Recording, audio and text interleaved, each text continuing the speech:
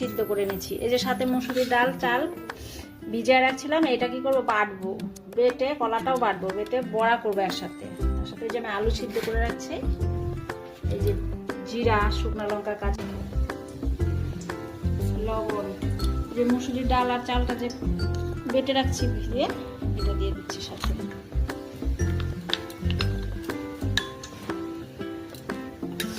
এখন ভালো করে একসাথে মেখে নিব।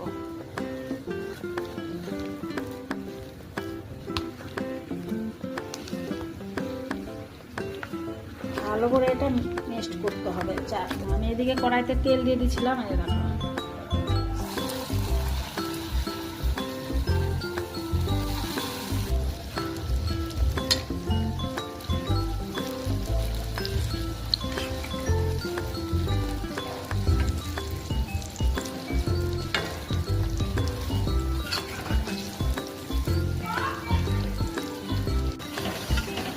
একটা করে বড়া ভেজে নিলাম।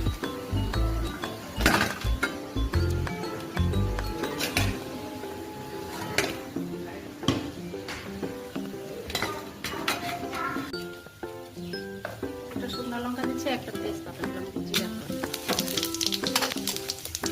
পেঁয়াজ,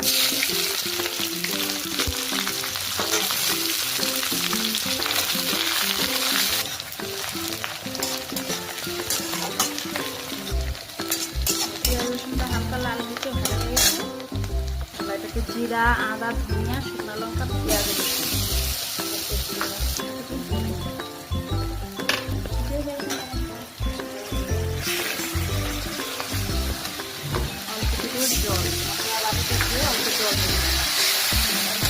দেখেছিলাম সিদ্ধ করে ভেজে রোল করতে।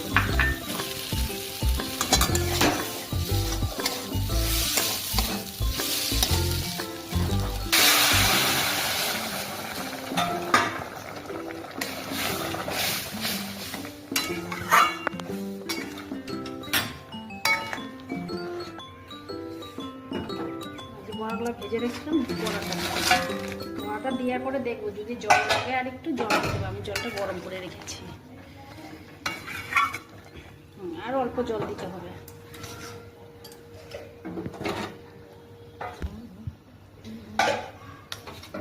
আলুটা তো সিদ্ধ করা না, বড়াটা যেটুকু সিদ্ধ হবে এটাতে।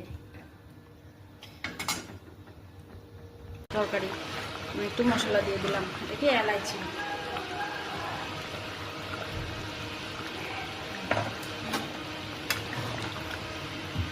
নামিয়ে দেবো। আর